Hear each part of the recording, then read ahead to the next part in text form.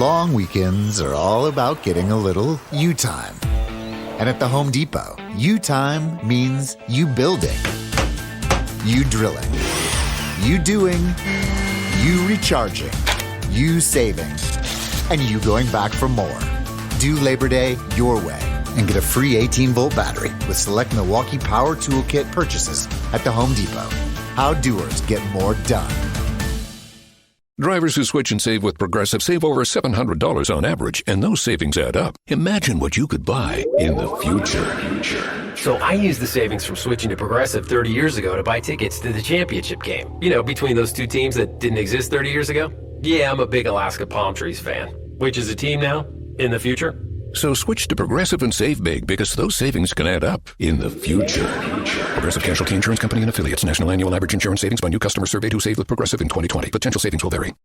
Welcome to the Boneyard with Steve Roberts, and as always, I am your good friend and host, Steve Roberts, and here on the Game Week Monday edition of the Yard. Man, it's been such a long, hot, and dry, and rainy, and miserable, and lonely summer. It has been. I didn't get to take a beach trip like all you folks did. I've been busy. I'd love to be able to go to the beach. But reality of it is, it's now football season. A lot to talk about for sure. And many of you are making your plans to tailgate. You're kind of getting things figured out and thinking, okay, well, who are we going to invite and how much food are we going to bring? And do we have enough sunscreen? Do we have enough cold beer? You know, you're getting all that figured out. The time for the honey-do list is over, Mom. So the reality of it is that we're focused our energy now on what's coming up. I'd say real quickly too, if you're thinking about MSU related events, let me just give you a quick little thing here too. So if you're not traveling to Kentucky, I am, but if you're not, there's going to be an event at Davis Wade Stadium, a game party type deal. They call it a tailgate. It's not. It's going to be in the Stadium Club. It's for Palmer Home. If you're familiar with that, you'll know what I'm talking about. But the reality of it is the 4th annual Mississippi State Tailgate for Palmer Home is going to take place the same day as the Kentucky game. It's going to be time to be announced because you're going to watch a game there. Sponsored by S&P Southeast Marketing and Edmondson Farms. Hosted in the Gridiron Club in the north end zone of Davis Wade Stadium. Going to have lots of food and fun, everything else there. For more information about that, visit palmerhome.org/MSU Tailgate. Or once you get there at Palmer Home, you'll find it. Now, it's going to be a fundraiser. You can get involved. You can throw some money in their direction. Of course, they do a great job taking care of many young people around our state. And there's going to be a competition between us and Ole Miss, and we don't want to lose that. So if you're not making the trip to Kentucky to watch the Bulldogs play, you can get together and congregate with other Bulldog fans and enjoy the game together. That's a cool thing for a great cause. So check it out. Go to palmerhome.org, and I'll tweet out some information. Of course, it's still several weeks away. I just kind of want to make you mindful of that. Now, something else that's a few weeks away, basically 4 weekends away, of course, is Rock Vegas. I want to give you a quick update before we get into some football stuff today. Tickets for Rock Vegas went on sale Friday. Maybe you've heard me talk about this. It's been all over my social media. We're trying to promote this show. We're nearing 50% capacity already. And so we expect to sell out. Of course, we still got time to sell tickets. And mezzanine level ticketing is completely sold out. So now it's lower level seating. I hate to call it floor because there is some places to sit downstairs. But floor level seating still available. You can find that on my social media or go to eventbrite.com and you can find there. Just Google Rock Vegas tickets, or again, find me on Facebook or Twitter. If you need it, I'll send it to you. Lillian Axe is our headliner. The guys are currently on their way back from the UK. They did 7 dates over there, finished up with a big festival over there, headed back, and they'll be in Minnesota soon. And then they're going to be with us. And Steve Blaze even talked about our show on his live yesterday as they were kind of finishing up there in London. So Lillian Axe, Four-Way Stop, and Twist. That's 2 up-and-coming Mississippi rock bands that'll be in attendance too. It's going to be a great night. Again, all the proceeds, every dime of ticket sales, merchandising sales, official merchandising sales, goes directly to the Bulldog Initiative. And so that's to help further our NIL efforts. So maybe you have not been involved in that. Maybe you've kind of been scared of it. Well, here's something cool. Come to the show, and even if you can't make it to the show, you can contribute by buying a ticket, maybe gifting it to a student or some friends that perhaps need a night out. I want to share with you guys, too, just real quickly, a few people that have helped make this event possible. And I think it's important that these people be recognized, not just at the show or on our shirts and things like that. But I want to throw this out here because there are a lot of people that wanted to be involved. And I'll be honest with you, I have not had to ask for anything.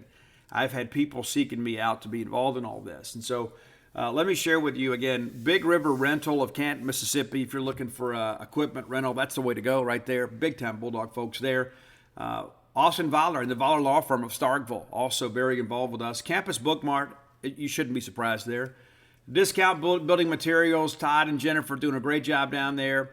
Look for them when you get ready to do your home improvement projects. Harvey's, of course, the legendary restaurant here in town. Portico, the place where you should move. Resilient Life Counseling of Starkville. Security Technology Supply. You can find them, too. If you have information about them or you need information, reach out and let me know. Soul Recovery, also here of Starkville, doing a great job helping people work through recovery and chemical dependency issues. The Bellsmith, your friend the Bellsmith, also part of our conglomerate here. And then William Wells Tire and Auto. They've done a lot of work on my vehicles over the years. Unfortunately, sometimes car repairs are part of life. Go with somebody you trust. It's William Wells Tire and Auto. So there you go. Those are our sponsors for Rock Vegas. So please throw some business their way. How about that? People that are trying to help us bring rock back to Starkville and make Mississippi rock again. All right, let's thank our friends at Bulldog Burger Company. Very, very happy to partner with them. It's been a great relationship for me. It's one of those things, too, I can always count on. When I go in there, maybe it's been a long day. Maybe I've had a stressful day. Maybe I just want to sit down and have a nice meal and maybe stare at my phone for a few minutes and just kind of relax and just kind of be Steve for a little bit. I know that I can do that at Bulldog Burger Company. I'm going to get a great meal at a great price and great service and a great atmosphere. 3 great locations to serve you. University Drive here in Star Vegas. If you haven't been here recently, you'll be surprised at that nice little patio area they have set up there now.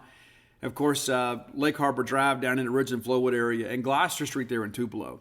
Go by, have the spring rolls as your appetizer. They will make you and everybody around you better looking, and we need the world to be more beautiful, so eat more spring rolls, right? Eat more spring rolls and have that great restaurant quality hamburger as well as that BLT salad.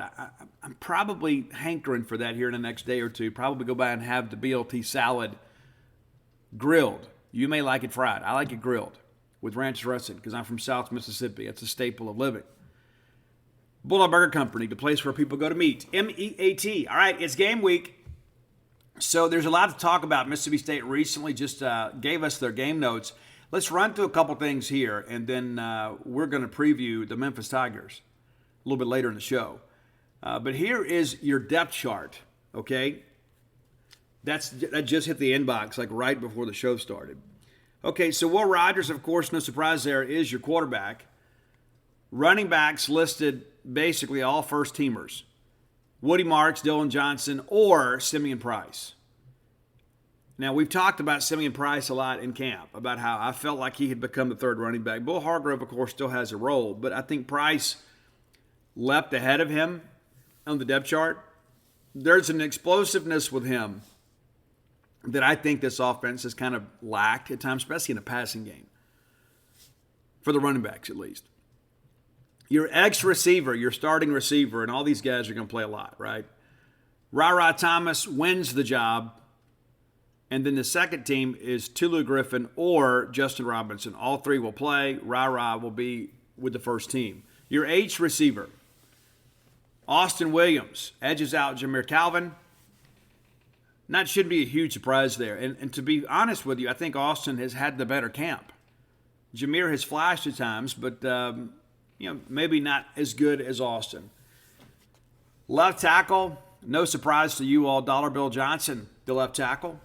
Second team, Percy Lewis. If I had told you back in March that would be the case, you would have never believed it, but that's been the reality of it. Left guard is Nick Jones. Nick's a guy we didn't talk an awful lot about last year. played some, when we needed him to. He has kind of held down that left guard spot throughout camp. Reed Buys, former Warren Central standout Reed Buys, your second team left guard. And he has flashed in recent weeks. Beginning of camp, he was just kind of so-so. As camp went on, he got better. Not surprised to see him make the two-deep chart. Your center, no surprise, LaQuinston Sharp, backed up by Stephen Lasoya. Now, Lasoya was originally recruited to be a tackle and compete at right tackle. He slides to guard and then eventually becomes your second-team center. And he's, again, gotten better as camp's gone along. Your right guard, an important battle here, won by Cole Smith.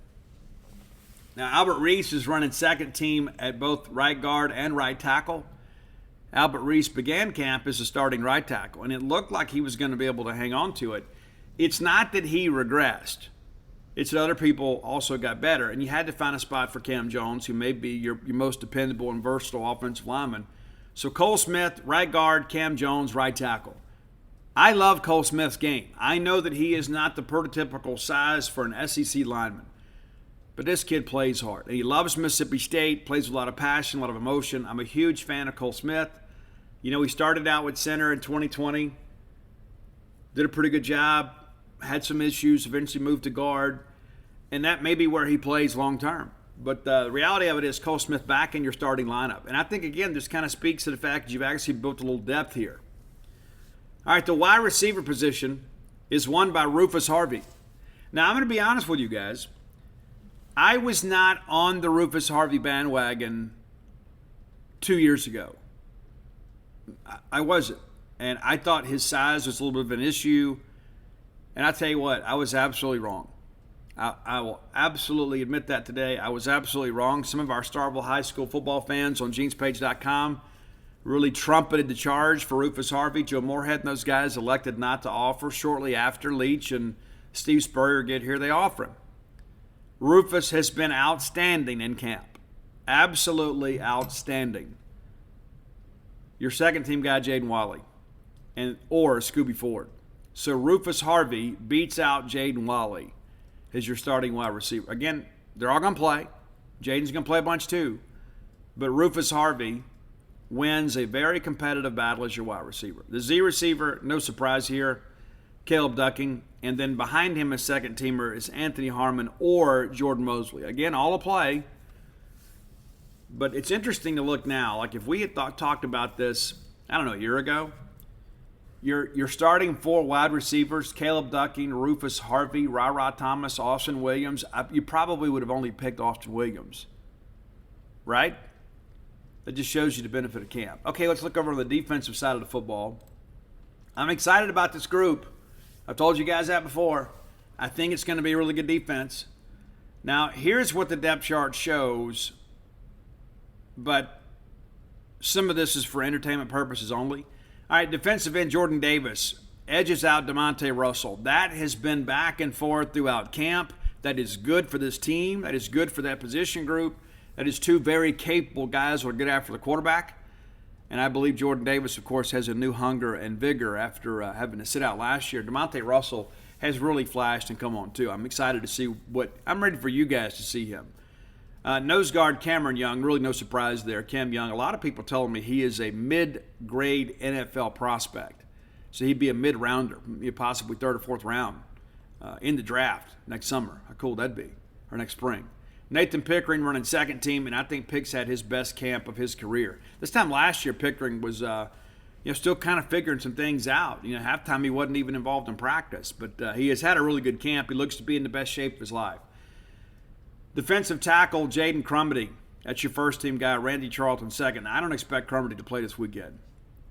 Maybe I'll be completely surprised, but the rumor mill suggests that he will be unavailable for a few weeks, so we'll see how things progress. But he is on the depth chart as the first team defensive tackle. Randy Charlton, of course, played a lot for us last year. You know what you got there in 5. Sam linebacker Tyrus Wheat, no real surprise there. Second team Sherman Timms, and what a story Sherman Timms is. The guy that turned down other college offers to walk on at Mississippi State and live his dream. He comes here eventually, ends up on scholarship, and now he's a two-deeper in the SEC. Mike linebacker, Bucky Watson, and then behind him, J.P. Purvis. And J.P. appears to be healthy really for the first time since that terrible car accident that we're very fortunate that those guys were able to to kind of walk away from and still be able to play football. But J.P. has had a good camp. Not a prototypical linebacker, but when you see him out there running around, he looks a lot more like a linebacker than he did a safety. Will linebacker Jed Johnson, of course, the number one reason Aaron Brule transferred is because Jed Johnson won the job. And Jed has been a very consistent tackler. He's a very physical guy that grew up a Bulldog. Not the least bit surprised to see Jed, one of the most productive tacklers in the Southeastern Conference. Second team Will linebackers Desean Page. Now, Matt Brock has told us on more than one occasion Desean Page was the most improved linebacker of the spring. That has carried over to the fall. Guy continues to get better. He missed some of the opening practices because he got a funeral in his family. Once he got out there and got his legs under him, he began to really flash. Now, again, I went into this fall camp worried about depth at linebacker. I feel better about it. I can't say I feel great about it, but I feel better about it. And one of the reasons why is because of Desean Page. We got to keep that first team healthy, though. We really do. There's a reason they're running first team. Okay, cornerback Emmanuel Forbes, no shock there. What may surprise you a little bit, Asias Ferge, second team on that side. Ferge is almost like that, it's like that, that yard dog just kind of shows up at your house and he just keeps coming back and keeps coming back and keeps coming back. He doesn't bother anybody. He just kind of shows up out there and hangs out with your dogs and he eats the food, and next thing you know, he's like part of your family. That's kind of Asias Ferge, right? Asias Ferge is a guy who was kind of under-recruited out of Clarksdale High School. A lot of people thought he might transfer, and he hadn't. He's going to finish his career out here at Mississippi State. And, again, a guy that loves Mississippi State, a guy that kind of has embraced the fact that, hey, I'm going to be a special teams guy and be a reserve and play second team. But I'm going to keep working. I'm going to keep coming. And congratulations to him. Starting safety, there's three of them. But Jackie Matthews, of course, holding down his spot. Told you guys he has been one of the highlights of the defensive side of the football in camp. Really like Jackie Matthews a lot. Second team behind him is Dylan Lawrence. Again, Dylan looks so good out there running around. And with that catch radius, he's a guy too. You better not get loose and fast with ball placement because he will get his hands on it. So Dylan Lawrence, again, we expect him to play a good bit too. Now, this strong safety spot, interesting. Colin Duncan. Much maligned by our fans many times on social media. And Colin had some issues last year at times in coverage. I thought Ole Miss kind of picked on him a little bit. He wins the job out. We bring in all this competition for the portal, and then Colin Duncan still ends up winning the starting job over Sean Preston Jr. Again, both will play a lot. Both those guys are seniors.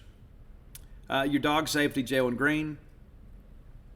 There was a time there Corey Ellington had edged him out in practice.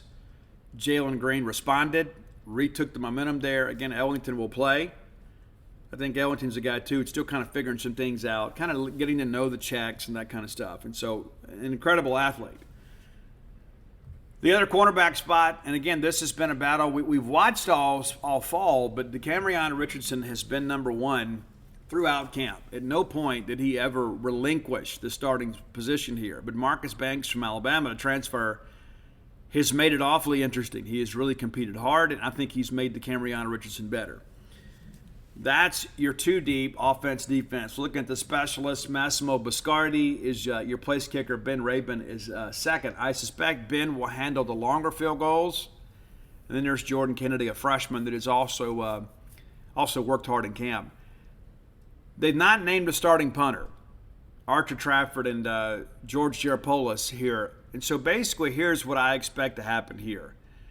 When we need the big 45, 50-yarder, I think you go with George. When we need to kind of place it and kill it inside the 10, I think you go with Archer. Not that Archer can't hit those big tanks, but I'll tell you, there were times last year Archer Trafford just kind of put it over there in the old coffin corner. And so if we're looking to negate, return yards, I think you can use the combo here. I don't think it's necessarily one's better than the other. I just think that one maybe excels at one thing than the other. And George is a big dude. I mean, not that Archer's not, but, these guys are athletes. They're not just, Years ago, you just kind of had the pudgy guy with the big foot. These guys can play. Archer Trafford, of course, from Air Force. Kickoff specialist has been Rabin. No surprise there. Massimo Biscardi and Hudson Hollenbeck round out the depth chart there. Hudson, of course, a walk-on freshman.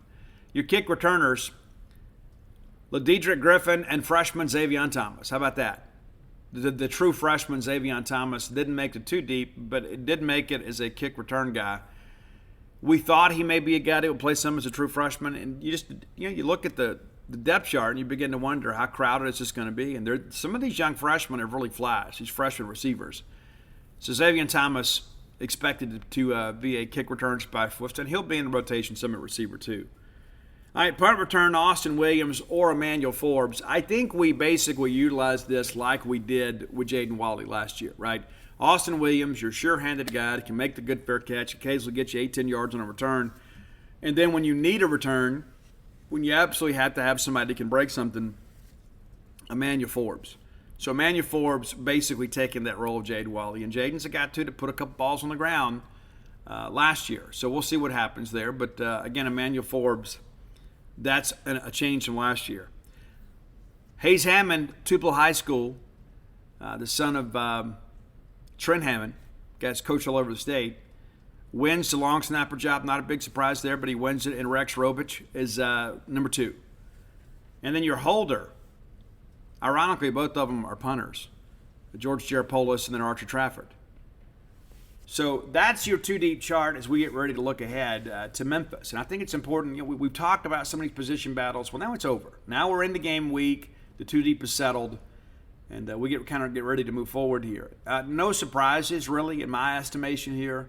All of these, of course, we get to go to practice. So you kind of see this beginning to kind of unfold. I would say the biggest surprise to me, if there is one, and it's not a huge surprise based on what we've seen in camp, but if you had told me July 1st that Rufus Harvey would beat out Jaden Wally, that would be a little bit of a surprise. But I tell you what, Rufus has had a fantastic camp. Not that Jaden hadn't had a good camp. Rufus has been outstanding, and in the scrimmages, he has really flashed. So that's a name and number that you need to be familiar with. Last year, you're kind of like, okay, well, it's just, he's out here. This is a kid that could have a big year. And again, I remember going back during his senior year of high school, everybody was like pushing him. And I was kind of reluctant to get on the train. And then I saw him at Mississippi Alabama All-Star practices and saw how slippery he was and how he had the ability to get open.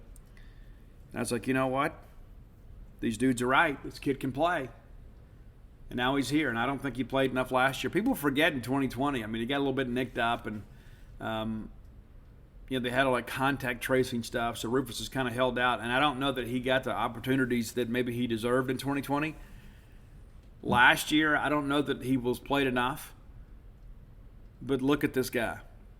He just keeps grinding, keeps working, and now he's got the job. So it's going to be a new-look wide receiver core in many respects. Of course, you'll have your old, notables that'll be back. But the reality of it is I think you've got a few more toys to play with here if you're Will Rogers. And, again, that defensive end spot between Jordan Davis and DeMonte Russell, I don't know how you could go wrong either way. I like both of those guys a lot. And, again, J.P. Purvis could be a guy, could really be a difference maker in some respects too. I mean, we play that first-team unit a lot, but – J.P. Purvis, with his athleticism and his speed, and now having some confidence in the fact that he's healed, that he could be a real difference maker for us as a second-team guy. He could save some wear and tear on Bucky Watson, which I think is huge. So, again, a veteran group, too, and that's the thing, too, when I look at this, depth chart on the defensive side of the football, the only underclassmen, per se, that are on the 2-deep. J.P. Purvis, of course, he's technically a sophomore, but that guy's been in our program now for a few years, and then Corey Ellington. But you start running some numbers here. I mean, it's a graduate here, redshirt junior there, redshirt senior here, senior there, graduate, fifth-year senior, grad. I mean, just run on down the list. This is a veteran group that's played a lot of SEC snaps, and I won't bore you with running down the whole list, but you've got a lot of guys that have a lot of Division I snaps under their belt. And that's the first time in a couple of years we've been able to say that. If the offense is only as good as it was last year, it's probably going to be a little bit of a disappointing year. Not to say that we won't win as many or more games as we did last year. I just think it's time for us to see this offense take the next step. I believe it's going to happen. I think, especially with Will Rogers out there, I think Will is a dog, and I don't think he gets enough credit for that. You talk to his teammates. His teammates' opinion of him doesn't always necessarily reflect that of our fan base. They want that guy in the huddle. They trust that guy. They go to war with that guy. They know that Will Rogers is going to compete for them.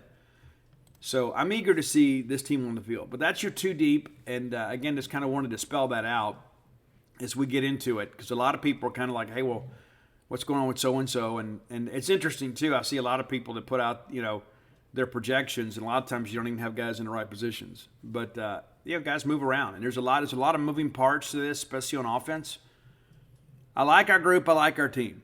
I think it's going to be a good year. Could it be a great year? It could be. I mean, I'm not forecasting that, but it could be.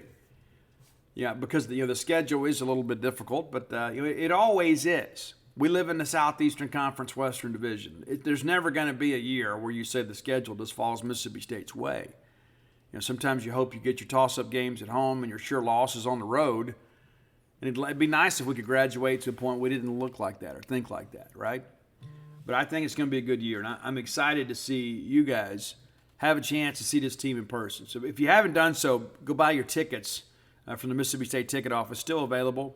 And you got to come out. We're going to get a chance to see those balconies here in a couple of hours. We'll get a chance to tour those. We'll have Mike Leach here a little bit later in the afternoon. So that's your two deep. And, again, it's time to get fired up. And it's one thing, too. It's almost like all of a sudden people kind of woke up and said, hey, man, it's football season. We ended last year on such a sour note, and baseball didn't go the way we wanted. And I wrote an article about that over the weekend. After we beat Ole Miss, we thought, okay, we're on track. We'll be a road regional somewhere. Guys, we won 2 more games the rest of the year. Went 2-13 down the stretch, and Ole Miss goes on to win an AFL championship. Crazy.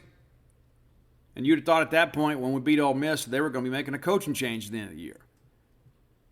Life has a funny sense of humor at times. But, now we've gotten through all that. Now it's time to kind of brush that aside and get ready for some football. And I've seen our fan base all of a sudden kind of get juiced up here. Like, oh, yeah, here we go. And we got Memphis coming in, and we owe those guys a couple knots on their head, and we're going to talk about them after the top 10 list. Time for today's top 10 list, brought to you by closewithblair.com. Here's the thing I've shared with you guys before. Blair is my friend. He recently celebrated a birthday, too. So when you talk to him, let him, wish him happy belated birthday.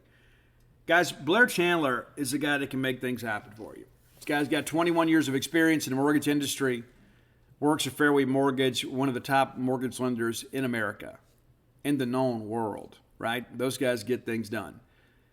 Blair has been in the top 1% close ratio in the country 2 years running. He has seen it all and done it all. Whether you be a non-conforming borrower with an atypical property, whatever you have, chances are Blair has already seen it. You're not going to shock him. You don't have to be embarrassed. The guy's a professional. It's like some people say, well, we had some issues. There's no need to explain. There's no need to explain. You just call Blair. You visit him at closewithblair.com. That's C-L-O-S-E with Blair. Anonymity guaranteed, man. Satisfaction guaranteed. Hit him up at 601-500-2344. Again, that's 601-500-2344. If you don't have time to write down the number, just DM me. I'll send it to you. I will. Blair is a great friend, doing a great job. Mention to him that you heard about him on the Boneyard. He's going to pay for your appraisal. It's about a $500 value. How cool is that? Again, that's closewithblair.com. All right, today's top 10 list. In honor of game week, we're doing game songs. How about that? Now, we're not doing the rapper, The Game, who I think is an absolute joke and a clown. I'm not a big rap guy. I listened to some of his stuff recently because he likes to make all these comments about Eminem, who I think is one of the best to ever do it. I won't say he is the best, but I think this guy, The Game, is trying to kind of trade on Eminem's name, and I'm going to say it. You guys are scared to say it, maybe because it's not friendly, but he's trash. He is. So no The Game songs on here from the rap side. These are all going to be rock songs, and I had to work at this one, guys, because there's not as many songs out there about the game. But But I did. And I'll tell you this, I'd love to be able to figure out that algorithm on iTunes. Like used to, you could just go put like a word and it would like pull up all the songs that have that word in it. Now it's just kind of like a select few. So I had to work at this. And so that tells me, too, there's some kind of conspiracy out there to support certain artists. And I'm not a big fan of that either. The whole point of that is to be able to search and find these songs and that you're looking for. And sometimes the things I'm looking for are a little more obscure. But here we go. And I didn't use Chris Isaac's Wicked Game either. And let me just say for the record here, and my 16-year-old self would be proud of me for making this. The only reason that song was popular, the only reason, is because of the video. It's because you have this incredibly beautiful woman out there on the beach, rolling around and, hugging up on some dude that can, with a 2-octave voice and a wife beater on. That's the only reason that's not a great song. I mean, you said, well, Steve, I love this song. If you'd only heard it on the radio and never watched the video, it's like that whole subliminal messaging type thing, right? You got this incredibly beautiful woman out there, and then it's like, wow.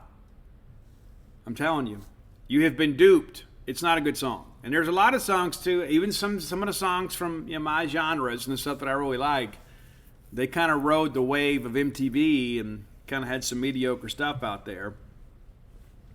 And we fell for the visual imagery, right?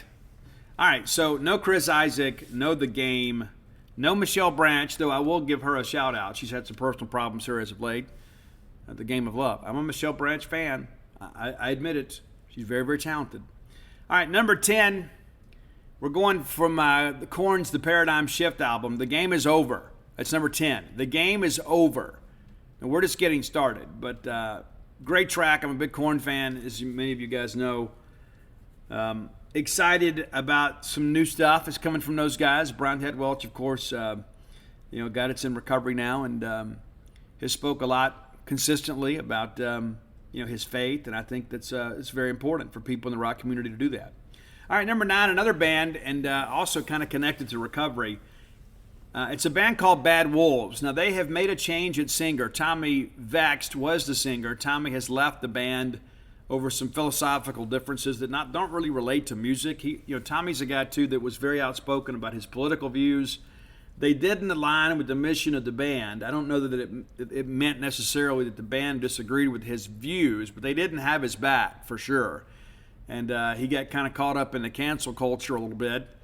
And the band basically just did not want to take a side politically. They wanted to be able to appeal to people on both sides of the aisle, and Tommy Vext just didn't. Tommy also a guy that works in addiction counseling and things like that. He has a new solo album out called The Lone Wolf. There's a great tune on there called The War You Wanted. I absolutely love it. But we're going to go back a couple albums here, and we're going to go with a song called Crying Game, not the Boy George song. Crying Game from Bad Wolves is number 9. Number 8, a band that absolutely rocks. It's Disturbed, and it's The Game. It's not the cover of the other one, the song. We're going to talk about that one later. But Disturbed and David Draymond. I'm a big David Draymond fan. David's another guy, too, very, very open about his faith. In many respects, he is a devout Jew. That's why he doesn't have any tattoos. Right? Isn't that crazy? A rock star that doesn't have tattoos.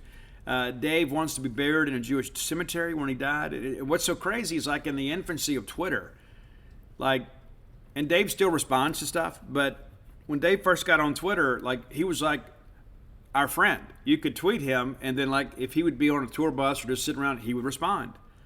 It was crazy. It's almost like he was our buddy, and he is our buddy. But the guy, an incredible vocalist. My favorite Disturbed song is Stupefied, but the song The Game kind of fits our motif today.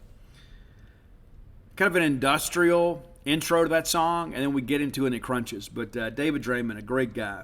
Great guy. Number 7, anytime that we can work the Scorpions into a top 10 list, I think it's a great list. I think the Scorps, even though they have sold millions of records worldwide, I don't know that they have been given their proper due. And I mean that, at least in America.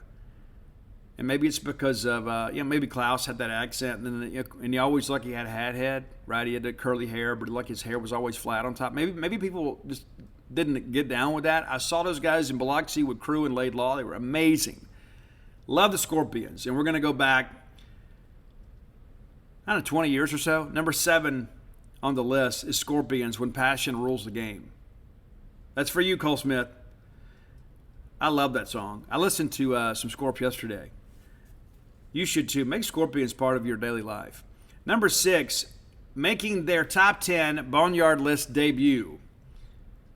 Roy may correct me. He keeps up with all this stuff. But I believe this is the first time we've discussed this group. I did not like their initial single.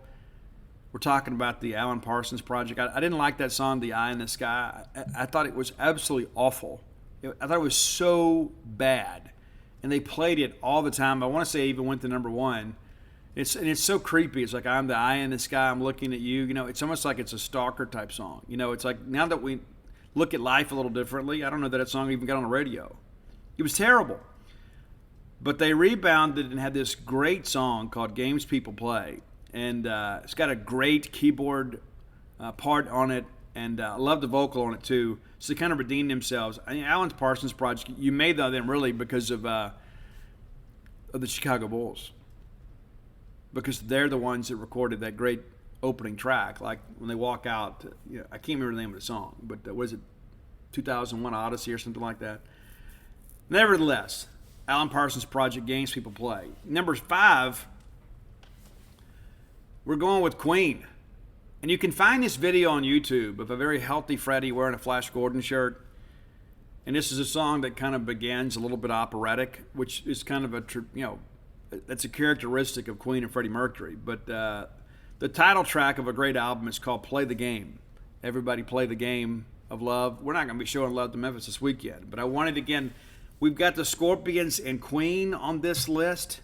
You kidding me? All right, number 4, we're going to use a cover here because the cover is far superior to the original. And I know that I'm going to get some calls and texts about that from some of you old-timers, and that's okay. You've got the right to be wrong in America. The song was originally recorded by Joe South, but Tesla, on their Bust a Nut album, recorded this song, Games People Play. This is one of the most underappreciated songwriting masterpieces in American music. It absolutely is. I don't care if you prefer the Joe South version or the Tesla version. I think the Tesla version is far superior. I just don't think Joe was able to kind of carry the vocal range necessary for this song. The songwriting on this song is absolutely incredible. Absolutely incredible. I'm going to share a couple lines with you because I love it so much, and I want to encourage you to go listen to this. Even if you don't listen to the list, you go pull this song up and check it out. So this, to me, this is absolute poetry, right? Well, the games people play now every night and every day now, never meaning what they say now, never saying what they mean. While they while away their hours in their ivory towers till they're covered up with flowers in the back of a black limousine. If that doesn't hunt, I don't know what will. That is absolutely amazing. It's like sometimes you hear and see things in life and you say, man, I wish I'd wrote that. Those are the kind of things I think of and say, you know what, I don't know that I could have ever done that. It's just beautiful. It is. And it's very poignant and very profound. So enjoy that, Tesla's version of Joe South's original Games People Play. Number 3, the hits just keep on coming. We're going with Foreigner here. We're going Head Games. Great album, great song. If you're not into Foreigner, I don't know that we can be friends. I mean, honestly, like if you don't at least have like a Foreigner song on your phone, I don't know that we can be friends. Foreigner, an amazing band, and I'm so glad that I was able to live through that, right? To watch this meteoric rise from this incredible band. But Head Games, an underappreciated classic from Foreigner. A lot of people, get caught up with, the ballads and things like that, and then, Feels Like the First Time, and there's Double Vision, and they're all bangers. But I think Head Games is kind of a sneaky classic that doesn't get enough notoriety. So we're happy to kind of pump it up for you today, Foreigner fans. Head Games. To me, I thought the top 2 were very, very easy. Putting this list together, I wasn't quite sure of the order until I listened to them again, and I was like, yeah, this is the attitude that I want to portray today. Number 2, from the great American rock band Kansas. It's Played the Game Tonight. I used to have this on 45 because I'm from the 1900s. And so I had it on 45. I remember where I was when I bought this thing. It was the old Walmart in Columbia. And I went in and I had $3 and I went and bought that 45 and I went home and played it nonstop. Like people talk about, oh, I've got this song on repeat. We had to actually get up and go walk across the room and change that because I had a cheap record player. I wouldn't like you guys that you could just kind of set it to keep playing the same record. I was so in love with this song. The vocal is amazing. The crunch on this is amazing. It still holds up today. Like you can put it on right now. It doesn't have that industrial sound, but it's still absolutely rock. So Kansas. And think about this, man. Kansas, Queen, Scorps, Tesla, Foreigner. You kidding me? What a great list. But number one, we don't talk wrestling on this show, but I'll tell you what. Triple H gave this song and this band kind of a renaissance of sorts. And of course, we're talking about Motorhead. The song is The Game. It's time to play the game. You know what? That was his walkout entrance forever. It was a great tune before, but it was kind of filtered down a little bit. And all of a sudden, you had a new generation of people. And then, of course, there's Bow Down to the King. I think Triple H did an awful lot to Motorhead. And talking to some friends in the rock business here a couple weeks ago, we were all talking about Lemon Kilmister and how sad it is that he's gone. And I don't know that Motorhead truly got enough notoriety in the States either. But the reality of it is we're going to celebrate this music here on this show, and we're going to celebrate it at Rock Vegas. Again, I hope you can come out and join us. But even if you can't, please buy a ticket and gift it to a student or maybe some friends of yours that could use a night out on the town. It's going to be a great rock show. That's your top 10 list for today. If you have ideas for the top 10 list, reach out and let me know. Better yet, hit Roy up on Twitter at Dogmatic67. He'll take your DM, right? Nothing weird about that. Nothing weird about dudes DMing dudes about rock music, right? Dogmatic67, DAWGMATIC 67, and let him know your ideas. And that's guys, ladies, whatever. You know, whoever you are, if you have an interest in music, send it in, and we may just do your list on the air. All right, next segment of the show brought to you by the fine folks at Campus Book Mart. If you haven't been there, when you get to town, go by there and check those guys out. New renovated bully shop, all upstairs. Greatest selection of Mississippi State merchandise in the known world. Miss Kathy Brown doing a fabulous job there for a great fan base. Getting you guys the latest of Mississippi State merch right there on game day. Be sure and go by and see them. If you can't make it to town to see their smiling faces, visit them on the World Wide Web at campusbookmart.net, and by being a loyal Boneyard listener, we'll give you a phrase that pays. That's BSR, which stands for Beautiful Steve Robertson. And that gets you free shipping on all orders over $50. Any order less than $50, absolutely incomplete. All right, let's take a look at the Memphis Tigers. I'm ready to play this game, not just because it is the first game, because we let that game get away last year. Let's take a quick look at Memphis last year. They go 6-6 on the year. Absolutely terrible for us to lose that ball game. They get out to a 3-0 start last year, and they felt pretty good about life. They beat Nicholls State 42-17. They go to Jonesboro, Arkansas, and win that game 55-50. And some of our fans are worried about them offensively. We shouldn't have been. We lose 31-29. I'm not going to recap that game. The next week, they lose at home to UTSA 31-28.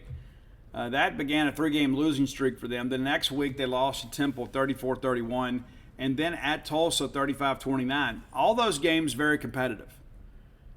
All five of the first 6 games last year, very competitive games. They lose those 3 by 1 possession. Less than a touchdown. They bounce back and beat Navy 35-17. They lose in Orlando to Central Florida 24-7. They're off, then they beat SMU by 3 in Liberty Bowl. They lose in overtime to the ECU Pirates 30-29. They go to Houston, get beat 31-13. They beat Tulane, 33-28. So very competitive in all these games. They earned a bowl bid to go play in the Hawaii Bowl. That game was canceled due to COVID. That was set to be played Christmas Eve. That game didn't happen. But if you look last year, nobody really blew Memphis out, which I think says a lot about, that coaching staff up there. I guess, that Houston game kind of got away from them 31-13. But every game was competitive. And I suspect this one will be for a while, and I think the Bulldogs will take charge there. But the reality of it is 6-6 record could have been better, could have been worse. Let's take a quick look at the stats from last year too. Offensively, this is a team that averaged right under 300 yards a game passing. That's cool, right? They ran for 140 yards, so offensively 438 yards, 0.3 per game. Defensively, allowed 250 yards a game throwing, and then allowed 169, nearly 170 yards a game rushing. Total offense allowed 419 yards per game. So there you go. Very susceptible to the third and short, too. Give up a lot of first downs via the run. Now, quarterback Seth Hennigan is back. Played in 11 games last year. 59.8% completion percentage, 3,322 yards, 25 touchdowns against 8 picks. Emmanuel Forbes got his hands on one of those. So good effort for him. Peter Parrish, of course, former Bulldog recruit, played in one game, was 31 of 48. That's a game that Hennigan missed last year. And Rodriguez-Clark played in 10 games, but only threw the one pass and completed it for a 40-yard completion and a touchdown. So there you go. So Seth Hennigan is back. They have high hopes for him. Kind of we'll see how things go. Also a little bit of a running threat for him, 147 yards on the ground. Rodriguez-Clark, of course, you remember him, right? Starville High School native. A lot of people thought we should have signed him. So running back Brandon Thomas is back from a year ago. Hey, Bulldog business owners and hiring managers out there, the holiday season's right around the corner. Don't remind you, right? You probably got some staffing needs that you need to fill. Well, let me tell you about our friends at LinkedIn. As you get ready to gear up for your hiring needs, make sure that your small business, or large business for that matter, is firing on all cylinders. LinkedIn Jobs is here to make it a whole lot easier to find the right people that you want to talk to fast and free.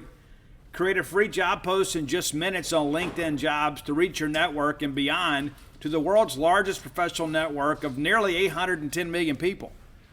Add your job and the purple hashtag hiring frame to your LinkedIn profile to spread the word that you're hiring, and you can find people within your network to help fill your needs. Simple tools like screening questions make it easy to focus on candidates with just the right skill set and experience to maximize your hiring potential. It's why small businesses rate LinkedIn Jobs #1 in delivering quality applicants versus their leading competitors. LinkedIn Jobs helps you find the candidates you want to talk to faster than ever. Did you know that every week nearly 40 million job seekers visit LinkedIn? Maybe it's time that you gave it a try. Post your job for free at linkedin.com/boneyard. That's linked, LinkedIn.com/boneyard. Terms and conditions may apply. Progressive Snapshot can save you money based on how you drive and how much you drive. So the safer you drive, the more money you could save. Now, if you didn't hear that because you were looking at your phone while driving, let me say it again. Seriously, put down your phone. That is so unsafe. If you didn't do stuff like use your phone while driving, you could save money with Progressive Snapshot. But saving or not, just put it down. And if you did hear it the first time because you weren't looking at your phone, nice work. You'd love Snapshot from Progressive because it rewards safe drivers. Progressive Casualty Insurance Company and Affiliates. Snapshot not available in California and North Carolina or from all agents. Oh, he was the leading rusher, 116 carries, 669 yards, 8 touchdowns. And he's back for a redshirt sophomore campaign. We'll see how things go.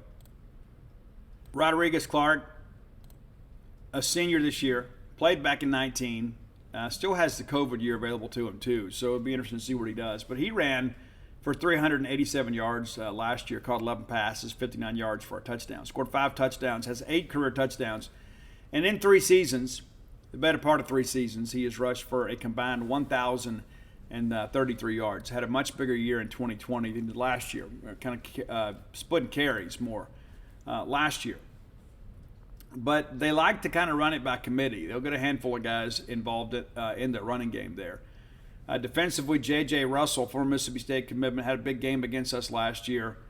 He has now kind of moved on too. But this is a team that will really miss him. J.J. Russell, 123 tackles last year. That's a phenomenal year.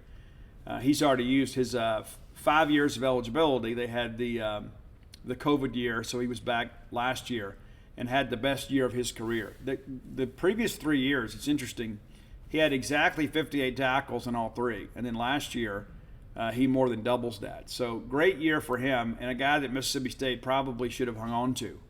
I don't think there's any question. Quindell Johnson is back. It's a big strapping safety. He's back for a fourth year. Had 104 tackles last year, second on the team. We'll see how things progress with him. Rodney Owens was a guy last year too, very productive guy for them. He's back for another year. Had 78 tackles. So you start running through the numbers here, and they do have some experience back on defense, despite the fact that J.J. Russell has moved on. Linebacker Xavier Collins is back, 69 tackles. That's nice. He's back. Greg Rubin, that's a guy too that State recruited, didn't offer, but that's another guy too that had some ability. We'll see how he factors in this year. So again, they've got some productivity back on defense. That's kind of the point I'm trying to illustrate here, is that this is a group that defensively, may give us some issues. Calvin Austin III, of course, he of the ill-fated kick return is not there anymore.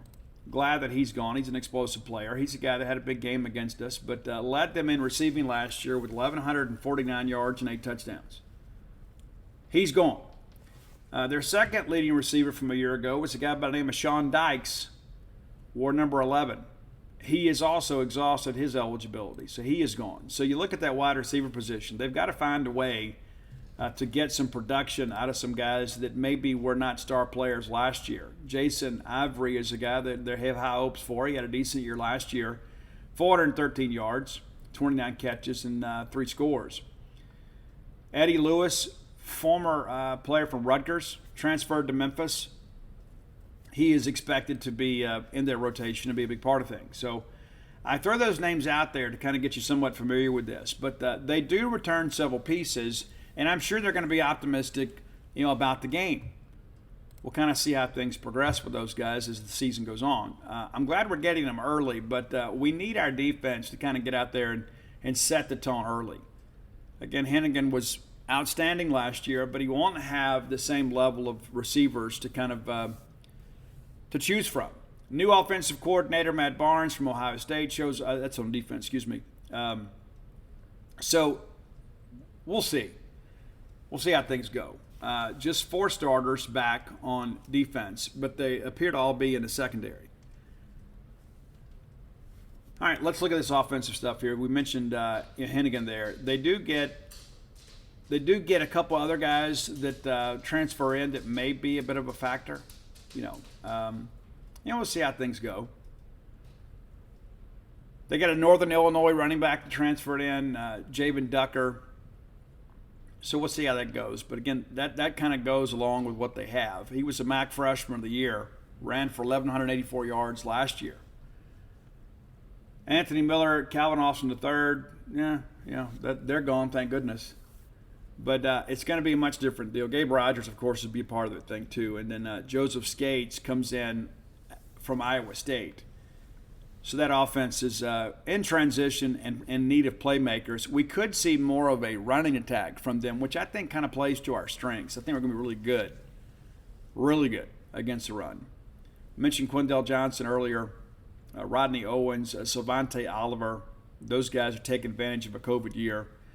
They also got Syracuse transfer Jevry Canton Arku and Charlotte transfer Tyler Murray to come in. We'll see how things progress for those guys too.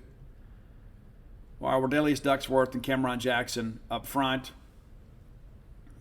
I don't worry as much about the front. What is interesting too, though, is we start talking about flip and field position. We struggled to do that last year. Joe Dole, a guy who was a really good kicker, 46 yards per kick as a punter. He's back. And David Kemp is a guy that, is a specialist, really good for those guys too. So, we'll see how things go with these guys. This is not going to be, you look at and say, our emotions get the better of us sometimes, and we say, well, we're Mississippi State, we should just run all over these guys. And, theoretically, you're absolutely right. Historically, Mississippi State has won 33 of the 45 meetings. 33-12 is the record. Last year is the first time Mississippi State lost to Memphis since 1993, and that was a 45-35 barn burner of a game in Starkville. But after that game, State wins 17-6, 28-18, 31-10, 13-10. You remember that in 97. 14-6, 13-10, 17-3. All these games very competitive. State gets after them in 2001, 30-10. But if you recall, that's a game that was tied for a while, and we got loose late. We had a block punt that kind of allowed us to get a little separation. The next year, 29-17, then 35-27 in Starkville back in 2003. Not a lot to cheer about that year. In 2010, Dan Mullen gets after them 49-7, then 59-14, and then we lose last year. But this is a series that dates all the way back to 1951. Played these guys a lot of times. And for a while there, we didn't play them. Then Ole Miss played them. It kind of became a rivalry game for Memphis. They always wanted to play Ole Miss. Ole Miss, of course, a big alumni base there in the greater Memphis area. But we should never lose to Memphis. And I'm just going to say that not out of arrogance, but the reality of it is the talent differential between an SEC team and Memphis should always be very substantial. Now, the transfer portal, of course, allows them to get some bounce-back guys to kind of neutralize some of that high school recruiting. A guy, with the exception of maybe Duke Calhoun, is not going to pick Memphis over an SEC program. But they may have out of the portal because of the fact that they're looking for an opportunity to play. They're looking for an opportunity to get on the field. And so they're going to have schools like Memphis and Southern Miss, I think, are going to have some guys that'll maybe have Power 5 ability that'll play at the G5. But this is a game, obviously, that Mississippi State should win. We're playing at home. We should have won that game last year handily. We kind of danced around a little bit. We had a 10-point lead, a 2-score lead. Emmanuel Forbes picks off a pass on the very first drive of the third quarter. We get inside the red zone and come away empty, and it kind of galvanized Memphis. It's like, okay, we're okay. And then I think we begin to doubt ourselves a little bit, and then we didn't win. We should have won. We didn't. We didn't win. And that's a game of life. If Martin Emerson picks the football up and hands it to the bag judge there, we're not even having this discussion because that stupid punt return never happens. If we kick a field goal there, opening drive of the third quarter, we're not having this discussion because none of this stuff happens. But that was not about Memphis beating Mississippi State. That was about Mississippi State beating themselves. And I will die on that hill. It's not like, well, they just continued to get stops. Remember the opening drive of the game, Woody Marks, his lone fumble of the year, is picked up and run back for a touchdown.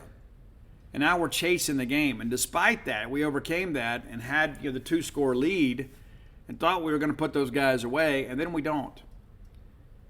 So you have a fumble that leads to a scoop and score. You have that crazy punt return. You make a bad decision, not kick a field goal. You end up losing by 2. Mississippi State absolutely outplayed them last year, but the reality of it is the only thing that matters in the end is the final score. So they beat us. State's favored by more than 2 touchdowns in this game. I expect us to win and cover that. I also think they're going to have a tough time running the football against us, which will ultimately lead to more possessions for us. I also think that there are some people within the Leo Sill Jr. football complex that remember how things broke down last year. And so the chances of us overlooking Memphis are slim and none. Not just because it's a season opener, but also, too, because of how things happened. Memphis scored 17 points in the fourth quarter last year. 17 points. We're up 17-7, and we lose the second half. But if you go back and look at these numbers, it's pretty incredible. Think about this. All right, we had 26 first downs. They had 12. 12. We held them to 87 yards rushing and lost. Passing, Will Rogers, 419 yards. They threw for 159. Will was 50 of 67. Had a couple drops in there, had a couple misreads, but 50 of 67. They were 16 of 28. Total offense, Mississippi State, 468 yards. Memphis, 246. That's pretty crazy to think about too, right? That you outgain somebody and you nearly double their offensive output and you lose a game. Well, that's what happens when you give up non-offensive touchdowns, and there were 2 in the game. It's crazy to think about that in hindsight. It's absolute insanity to think about that. And that fourth quarter was absolutely wild, if you remember. And let's relive it just a little bit here, right? So our first drive of the fourth quarter, we punt. Then we hold them to a punt. We punt again. We're trading punts here. And then we give up the big punt return to Calvin Austin here, who returned it all the way down to the MSU 36, set those guys up. They score a touchdown that drive to go up 21-17, and all of a sudden the first 48 fans were really, really excited. Still halfway to go in the game, we think, okay, we're good here. Everything is good, right? Nope. That's that ill-fated punt return that goes 94 yards for a touchdown to put Memphis up 28-17 with under 6 minutes to play. At this point, we are preparing ourselves to lose. The good thing is the Bulldogs didn't stop. We go back and score again. Will Rogers takes us down, hits Malik Heath for a touchdown. With right at 3 minutes to go, we ultimately go for 2. We don't get it. And then we have the onside kick there. Thought we had it. They rule a block in the back on Sherman Timms. And so it's a 28-23 game with 3 minutes to play. We just got to get a stop here, right? Got to get a stop here. So they go down the field and get a field goal to make it 31-23. And again, Will Rogers doesn't quit. We go right down the field, 2 passes. The final went to Mekhi Polk for a touchdown. We go for 2. Will Rogers comes up just short of the line there. And then that's not a called play. That's just Will kind of trying to make some things happen. So 31-29, and then they run the clock out. Onside kick is covered, and the game is over. But 17 points in the fourth quarter. You give up 17 in the fourth quarter, unless you've got a substantial lead, you generally lose. And that was the case last year. So I think we'll be ready to go. I think we'll be excited about the game. I think we'll be excited to be back in Davis-Wade Stadium. I think we'll be excited to be back on the field. And I think getting Memphis early is probably good. I think it will motivate us to come out ready to play. But again, this is a game. We get down 7-0, and then we battle back. And the next thing you know, it's 17-7 at the half. We have a chance to put those guys away, and we don't. And they weren't able to do anything offensively, absolutely anything offensively in that first half. We basically gifted them that touchdown. And that's the thing you begin to think about. If it's 17-0 at the half, and then they come out there and throw that pick, and you end up kicking that field goal and go up 20-0, not that the field goals were ever a foregone conclusion for Mississippi State, you just feel like you're in a good position. But instead, that third quarter, we let them kind of take control. They cut it to 17-14, and then back-to-back touchdowns on 2 different possessions. The touchdown after the long punt return, and then the touchdown punt return basically put State goes from up 2 scores to down 2 scores in just a matter of minutes. And then the fourth quarter, kind of what we did with Louisiana Tech, we make the big furious run there at the end, and we just couldn't get it together there in the end. Just could not get it together. So we'll see what happens in this ball game. Again, I expect State to win. We'll talk more about the weekend on Friday's show, kind of preview what is to come. Of course, the SEC picks up their first win of the college football season over the weekend. And I was wrong about this. Give Vanderbilt some credit. And if you're Ole Miss, maybe you should already start praying. Vanderbilt offensively looked outstanding with Mike Wright at quarterback. I thought Hawaii would win that game. And it's funny to go back and look at all the tweets and the hot takes.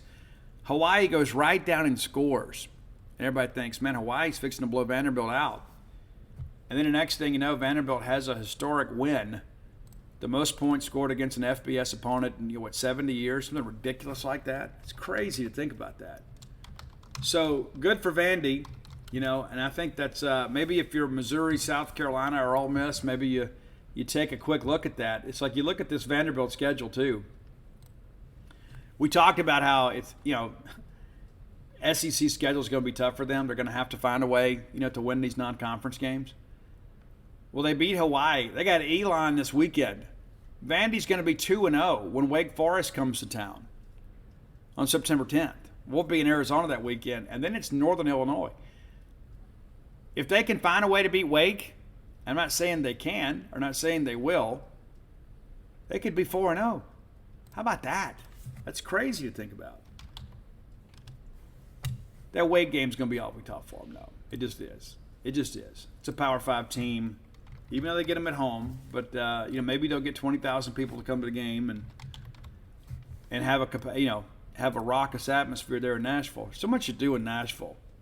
I don't think a Vanderbilt football game is high on the list. But all time in this series between Vandy and Wake Forest, Vandy leads 10-6. Vandy has won 3 in a row in the series against the Demon Deacons. Did you know that? Now, of course, that comes on the heels of a 3-game winning streak from Wake Forest there in the the 2000s to 2010. But so that could shape up to be a barn burner of a ball game for the Commodores. But just imagine for a second if they start out 4-0, the kind of juice that they'll have within that fan base, and then they'll lose to Alabama, and then they welcome Ole Miss. They could be a 4-1 Vanderbilt team. All of a sudden, you start thinking, man, let's not get ahead of ourselves. But Ole Miss going up there, a team that feels pretty good about life, and an Ole Miss team that's still trying to figure some things out at quarterback. I don't know. That's the thing. It's like we look at these games sometimes, weeks and months ahead of time, and you think, oh, they'll win that game. By the time we get there, we may have talked ourselves into thinking Vanderbilt can win. It's a possibility. So, again, congratulations to Commodore fans everywhere for a big win, 63-10 winners over Hawaii. And I to be honest with you, I never saw this coming. There was always a possibility Vanderbilt will win. They were an 8-point favorite, right? But the reality of it is Vanderbilt absolutely mopped up the floor. 601 yards of offense for Vanderbilt. Now, they gave up 358, but they kept them out of the end zone. 197 yards passing, and then 404 yards rushing. That is amazing. And then, of course, over the course of the game, people were like, well, Hawaii may be the worst team in FBS, and maybe they are. But Mike Wright, a superstar on that night, 146 yards passing, 2 touchdowns, 13 carries for 163 yards and 2 touchdowns. And that 87-yarder was absolutely amazing. If you haven't seen it, maybe you should check it out. Talk about a guy with some foot speed. So congratulations, Vanderbilt. And again, I don't think they win more than 3 games or so. But interesting, you never know. That's why we play the games, right? That's why we play the games. You just simply never know what's going to happen. I mean, who would have thought we'd have lost to Memphis last year? Well, I guess there were some Bulldog fans. There were some who were like, oh, we're going to lose to them. I mean, it's like it then becomes this self-fulfilling prophecy. We're going to lose to them to make us feel better, It's like, well, I told you so. I told you so. And there are a lot of people out there that do that. There are a lot of people, it's like a coping mechanism. It's like, I want to tell you, let me forecast failure. That way I win no matter how it goes, because if we win, I'm happy we won. And if we lose, I'm happy I can say, I told you so. I think belief is a wonderful thing. I believe in this team. I don't think we're a great team. I think we could have some great moments this year. I think we could surprise some people. I think it's a solid bowl team, and I think you're going to see that on Saturday. But like all of you, I'd love to be able to get an early lead and kind of be able to settle in and not have to worry about anything freaky happening. That's what, like last year. Yeah, I don't know that they have the same, firepower offensively, but they're going to have a veteran quarterback, a guy coming back that had a big year under his belt. We got to confuse him. We got to get in his head. We got to get Zach Arnett to turn those guys loose and maybe force some turnovers to give the offense a short side of the field. But this Memphis defense was not great last year, but this is a team obviously that has the competitive gene. We talked about, they only had the one game at Houston. They got away from those guys, but they're going to come out and compete, and they're not going to quit. You're going to have to beat them into submission. Am I expecting a 30, 40-point win? I'm not. I'll be surprised if that happens. But I do think State wins the game rather comfortably. I think State will take charge there in the second half. And, again, this is a defensive unit that's relying a lot on transfers, so there's going to be a lot of communication. You got a first-year coordinator, so there's going to be some bust. There's going to be some situations where guys don't fit gaps the right way. We got to take advantage of that. It's not an experienced defense and certainly not within that scheme. So we've got to go out there and really attack them. One of the things that I think about, too, is, games like this, a lot of times special teams are a big part of it, as we saw last year. one of the first things that I look for when I look at these teams and look at these statistics when I'm preparing for the show, as I think about the Tulu Griffin factor. All right, so Noah Grant last year had 69 kickoff attempts. 35 of them were touchbacks. So that means about half of them were returnable. And so that's the thing I think about with Tulu, is if one out of every other kick is returnable, does that give him a chance to put an impact on the game? I wouldn't rule that out. Now, Noah Grant obviously may be a little bit stronger this year, but we may have some returnable kicks. And so that's something you always kind of have to factor in. It's kind of a bonus thing. Like, okay, worst case scenario, we're starting at 25. But how many times will that ball come short of the goal line and we have a chance to break it out, maybe 30, 35, and to the very least be able to put ourselves in a position, with our punters to flip the field. Those are the things that I think are awfully interesting, kind of the game within the game. And how many people are going to kick the Tulu Griffin? Down the stretch, very few did, because he is a guy that can absolutely slaughter you. If you miss a tackle, it's 6. And we've seen it over and over and over again. And how great would it be to open up the year with a big return to kind of get the offense started? So just something to kind of monitor as we get ready to go. Not that Noah Grant's not a good kicker. I'm not trying to suggest that at all. But they didn't always get that touchback, maybe perhaps when they were working for it. And how many of those, too, were fair catches, right? How many of those, because that's how it works now, right? The ball doesn't always make the end zone. You may have somebody fair catch it inside the 20, and you get the touchback there. So is that a part of the equation too? So we'll see how Noah Grant handles that and how the Memphis staff approaches Tulu Griffin. That'd be big.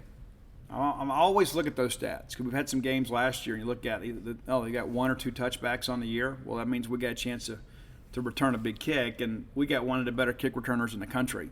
And the fact that he wasn't preseason All-SEC is an absolute joke, and it's an indictment on the SEC media for not doing their homework. Tulu Griffin is a game breaker. So I hope we get the opportunity to return some kicks. And hopefully they're only kicking off once, right? Wouldn't that be wonderful? Don't expect that, but it'd be nice if we could limit their kickoff attempts, but when they do, make them pay for it. All right, final segment of the show brought to you by Portico. You guys know Portico. I've talked about it many times. Very easy to get to. It's incredibly close to Mississippi State's campus, but far enough away for convenience, just 1.1 miles away from the Mississippi State campus. You take that turn off 82 on the 12. The very first right is Pat Station Road. You go to the four-way stop, and then boom, there's Portico. Now you can start with a 2-bedroom, 2-bath home. You can go all the way up to a 4-bedroom, 4-bath home. Phase 2 now under construction. Phase 1 completely sold out. Been that way for a while. There's 10 homes being built for Phase 2. Many of those have already been purchased, but there's still room for you to get on board. Or maybe you're thinking, you know what, Steve, we want to do this, but we're not in any hurry. You can reach out to those guys, and you can get a chance to pick out your plans and your lot and kind of move forward with that. How cool would that be? Everybody deserves that. Every chance they get, a chance to have some say in every bit of that. So here's what you do. You call our friend, my friend, your friend, everybody's friend, Brooks Bryan, at 601-416-8075. Again, that's 601-416-8075. Guys, it's not old hat. Many of you have thought about, I'd love to have a place in Starkville. Maybe it's a part-time residence for us. Maybe it's our full-time residence at some point.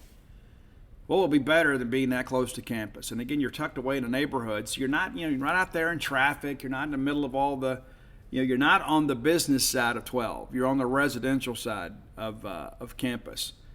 And they've got that new neighborhood market out there for you too. Makes it easy. Hey, instead of you having to go fight all that traffic and craziness of the regular Walmart, you can just run over there to the neighborhood market and get you a loaf of bread, a stick of butter, and a container of milk. There you go. Be sure and check them out today. Make Portico your next move. All right, I shared with you guys late last week, I had a chance to visit with Coach Chris Lemonis. And anytime that I have a chance to sit across the desk from Chris, it's always a good time. There's always good information.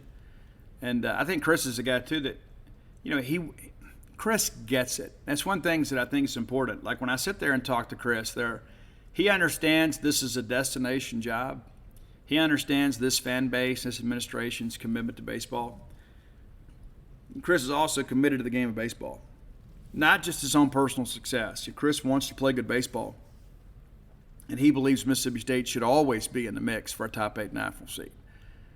I've never, ever heard Chris say, well, maybe we'll make tournament this year. Every year, the goal is to make a top 8 national seed and get to Omaha. And I think that matches our expectations. That's the program we kind of envision ourselves to be. We want to be what LSU was in the 90s, right? I mean, and let's be honest about it. I mean, as much as we despise, losing to those guys, I mean, there's still some ground for us to make up. Now, I wouldn't say right now that LSU is a better program than Mississippi State the last few years. I think we would all agree Mississippi State's had the better of things. But even in some good years, we've lost to LSU. But we want to have that run. We want to kind of put some things together. We're consistently in the mix. We're expected to host every year. We're expected to be in the mix for a super regional. And talking to Chris, my feelings about his aspirations for this program continue to be renewed. Hearing him talk about these portal transfers and about this incoming class, and I think sometimes we emphasize the portal within our own minds maybe a little more than we should, not to say that they're not going to be impactful guys. They absolutely are. But I think sometimes we maybe undersell the fact that we've got one of the top recruiting classes in America coming in. Now, we don't want to have to rely on a lot of freshmen this year, but there are going to be some pieces that maybe kind of plug and play every now and again that make a contribution that will get their feet wet and kind of enable them to be stars for us in the future. But if I had to pick a lineup today, I suspect that Connor Hyzak is going to be your left fielder. Now that, again, fall baseball is about to start. He's going to have to go out and win that job. Colton Ledbetter, the goal is now, Lamona said himself, is, we got to see if he can play center. We know what he can do offensively. He was the MVP of his summer league. He was the best offensive player at Sanford last year. We know what we have with him. That guy's a difference maker. And then Kellum Clark out there and right. And, Kellum's a guy, too, that the thing I think about is what is he going to do with a little more power around him. We struggled at times last year to hit for power. Kellum had a good year. Wasn't a great year, had a good year. But I think we're going to see him take a jump this year. I think he will benefit from having more power bats in the lineup. Because you pitch around him, there's going to be some guys behind him that can make you pay. Third base, I think it's absolutely Slade Alford. I mean, I think it's his job to lose. He had a tremendous summer. I think we all feel great about that. He could be a double-digit home run guy. Elaine Forsythe, again, one of the best defensive shortstops in college baseball. I'll die on that hill. And I have people that want to engage me from time to time, and then all of a sudden they mention, well, offensively, what he had 70 points higher last year. He had 270 last year. You kidding me? If I can get 275 from that guy, the way that he plays defense, I'm thrilled. I don't need everybody to be a double-digit home run guy, and that's not in Lane's wheelhouse. That kid is exceptionally skilled defensively. And I think a lot of our fans sometimes just don't appreciate that. Do you not remember all those years that we had guys out there just kind of beating the ball on the ground, throwing it away? I mean, listen, we've never had just bad shortstops, but Lane Forsythe defensively is one of the better guys to put on the uniform defensively. Now, could he be a little bit better offensively? You start thinking, well, now if he could hit 290, my goodness, where would we be? And like people say, well, Steve, look at his RBI numbers. Guys, he's hit ninth. He's hit ninth. How much run production do you expect from a 9-hole hitter? Maybe I see baseball a little differently than you do. Second base, it's Imani Larry's job to lose, and Chris mentioned that he is a leadoff candidate. This is a guy that can really run, has the ability to probably get you 25 bags a game, but also, too, this is a guy that is a threat at first base. When he gets on base, it's not, okay, let's just kind of nonchalant it over there to keep him close and go through the motions. This is a guy that can change a game for you. Also, probably a double-digit home run guy. Just made a handful of errors last year. And he is a second baseman, doesn't have the arm strength to kind of play across the infield, and that's okay. And then Hunter Hines, of course, your first baseman. You know what you've got with him offensively. Luke Hancock goes behind the plate. Luke, again, has hit double-digit home runs before. So when you start running through this, Connor Hyzak hit a dozen bombs last year, double-digit guy. Colton Ledbetter, double-digit guy. Kellum Clark, double-digit guy. Slade Alford had a huge summer, could be a double-digit guy. Lane's not going to do that. That's okay. We don't need him to. Imani Larry could be a double-digit guy. Hunter Hines will certainly be a double-digit guy, and Luke could be a double-digit guy. You start running through that, we haven't even factored in a DH yet. And you think about the power potential of this team. Offensively, we're going to be a team that can turn things around very, very quickly. And these are not guys that are just, showing up and it's going to take them a while to acclimate. I mean, these are guys that have played against Power 5 competition. And everybody's got a star pitcher. Everybody. And I thought an interesting statistic that Lamona shared is that Amani Larry hit like 450 against fastballs 91 and faster. Are you kidding me? 450. And in this league, we talk about hunting the fastball. He fits what we want to do philosophically. There's no question about that. That is all very exciting to think about. So I shared that with you because I think it's important. We're kind of ready to move into football season, but fall baseball is about to approach too. And we'll get a roster here in the coming days, and I'm expecting Brandon Smith to not be on it.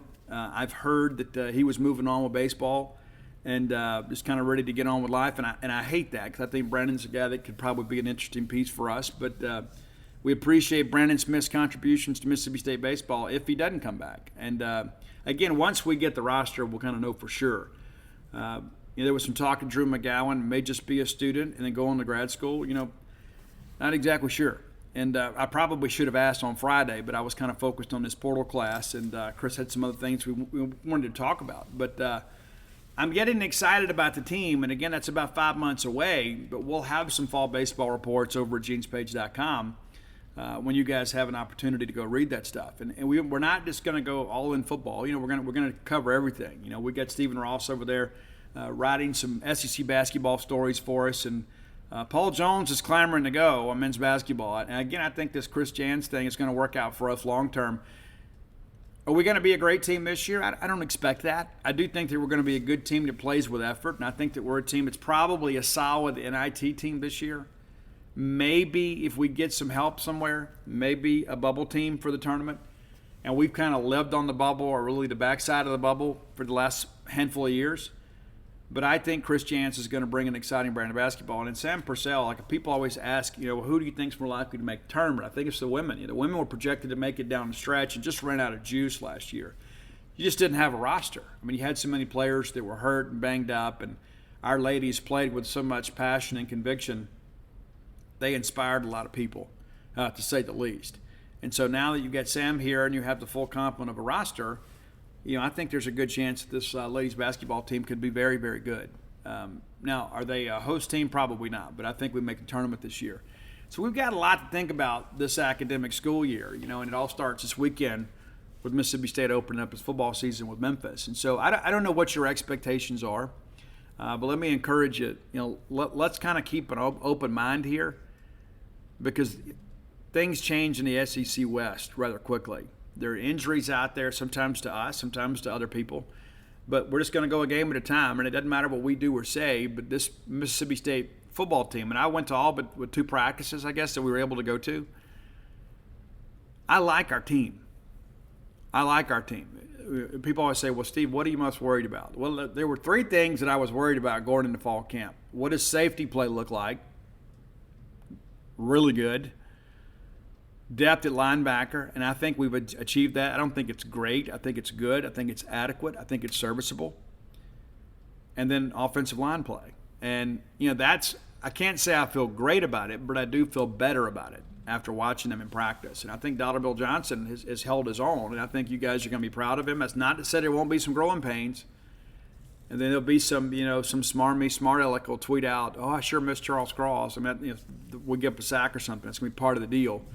Well, Charles is gone, and let's support who we are and kind of move forward with this team. I think it's going to be a season you're going to be happy with. We're not going to Atlanta, barring something totally unforeseen, but we're going to be a solid bowl team. I don't like this time last year we were counting games trying to chase bowl eligibility. I think this year we feel confident enough that that should be a given, that we should be a bowl team for sure. You dropped that Memphis game last year, and you knew we were going to be chasing the rest of the year. That's why it's so important, too. And again, this is going to be a game Memphis team. I don't think they can hold up long term. But, again, we helped them last year and gave them 2 touchdowns in a ball game that we lost by 2 points. And if we go out there and take care of business and play clean, and that's the real story for Mississippi State offensively this year is you guys go play clean. Don't get a lot of pre-snap penalties. Don't get a lot of, first and 25s. Don't get behind the chains.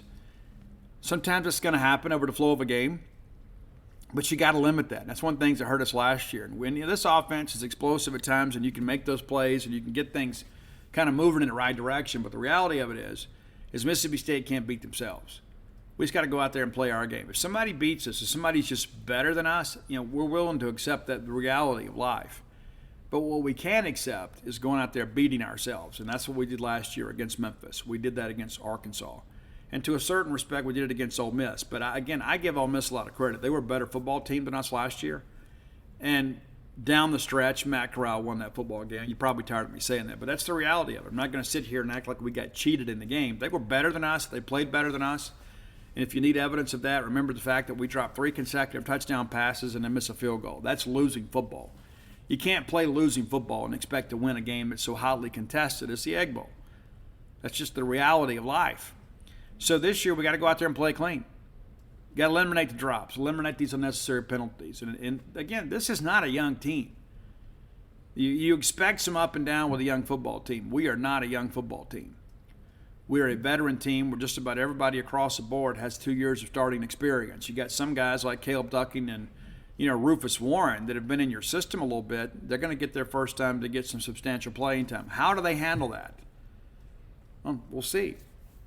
But I think you get a couple of games and get some confidence under their belt, and I think you're going to feel really good about life. And again, I think probably the most underappreciated part of this offense is the strength of this running back room.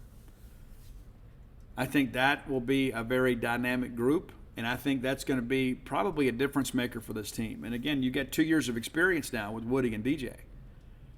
So I think, they're going to catch a bunch of balls, but also, too, I think we're going to run it a little bit more. We're not going to be balanced, but we're going to run it a little bit more. And I think some of that, too, is the maturation of Will Rogers, kind of seeing what the defense is doing, what the defense is giving him. Because sometimes, these guys will disguise coverages and they'll bait you into a call, and then you check yourself out of a good play into a bad play, and a lot of it's just people trying to confuse you. I think now that Will has seen it all and done it all, Will's going to do a great job with every bit of that. It kind of helps growing up a coach's kid, right? Kind of helps because he's got a high football IQ, and now that he's seen how SEC defenses want to attack us, he's not going to be surprised by that stuff. Occasionally, people are going to get you. I mean, that's just kind of the nature of competition. But I think Will will be, I hate to say leaps and bounds better than last year because he was really good last year. But I think you're going to see a step in that direction. With Will, with checks and things like that. I think now he kind of he's seen it up close and personal. So that's something to be mindful of. Remind you guys, too, if you want to come to Rock Vegas, and I hope you will, and I'm not going to sit here and beg you because I think, now that tickets are on sale, we still got 4 weeks before the show. We do expect to sell out. We've had a great start to ticket sales. But if you want to support the show, whether you can be there or not, just buy some tickets and donate them to students. If you need help with that, we can help you with that. You can hit me up. Hey, Steve, I bought 3 tickets, and we want to give them to students. And as we get closer to the show, we'll do that. We'll help you with that. We want you to be able to give and be a part of this. And then some people say, Steve, I'm not a rock fan, or I don't know these bands. That's cool too. The money is going for the betterment of Mississippi State student athletes. This is not necessarily about you supporting a band you don't know. We've already gotten them paid. That's all taken care of, right? Every dime that you spend, you get a little processing fee, of course, when you buy a ticket, but every ticket, the full value of every ticket is going to the Bulldog Initiative, which in turn goes to your players.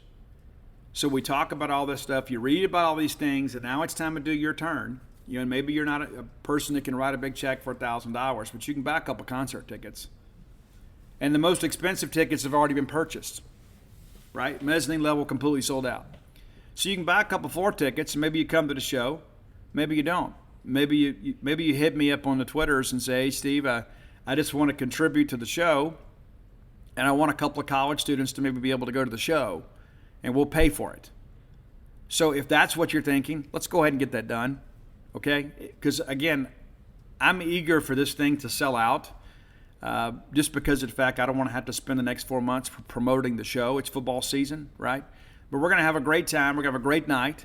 you should come out and join that. And everywhere I've gone, I was in Fondren, and I went to go eat at Highball Lanes and have some gumbo there. It was outstanding there in Fondren. I love going up there. Passing through, and some people and I were talking tattoos, and next thing you know, I tell them that we're bringing Lillian Axe to Starkville for the first time ever.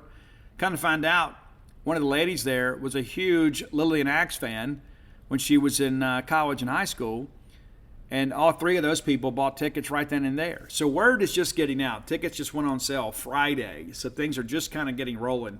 But let me encourage you, please don't wait. Please don't wait. If you're thinking about coming, if you're on the fence about coming, go ahead and buy the tickets. And we're just talking $40. And so if you end up having to eat the ticket or donate the ticket, it's not like you're going to be out a lot of money. But again, this is something that we're doing. We're trying to bring something amazing to Starkville, something fun to Starkville. We're trying to help re-energize the rock scene in Mississippi. That's why we're bringing two up-and-coming young Mississippi bands to share the bill with Lillian Axe, who was in many respects the godfathers of Mississippi State rock music in my generation. So I'm just going to ask you, if you believe in me, if you believe in rock and roll, if you believe in Mississippi State, buy some tickets. Even if you're not going to come to the show, buy some tickets. And then if you decide you don't want to go, you hit me up, and I'll make sure those tickets get into the hands of some Mississippi State students that can have a good time. And you know what? They need to experience Lillian Axe too. All right, if you hadn't done so, go to dogpilethebook.com, and you can get signed copies of all my sports books. Please do that too. People always say, Steve, I want to support you. That's a good way to do it. Subscribe to genespage.com or buy some books, and many of you have already done both, and I thank you for that. I appreciate that more than I can possibly say. If you're looking for Bloomsville Oleander, you can find it. Matter of fact, they're running it at a big discount right now because you're a little bit overstocked. I'm happy. Just go buy it. They've already bought the books from my publisher, so I've already been paid, so I don't care what they sell it for, but you can get it at a pretty big discount right now at Amazon.com. And if you're looking for Starkvilleans gear, and you certainly should be, go to Starkvilleans.com. All right, let's get out of here. I got to get dressed and get to town, and we're going to go check things out, and we're going to talk to Mike Leach and have him preview the Memphis Tigers. And there'll be no opening statement, and he's going to talk about revenge and things like that. He's not going to talk about injuries, to be prepared for that. But we've got the two deep in front of us now, so we kind of have an idea how Mississippi State's going to staff the field. That's it for today, man. You guys enjoy your week. And look forward. Everybody that's coming to Starkville, we cannot wait for you to get here this weekend. I mean, you guys bring so much energy to town.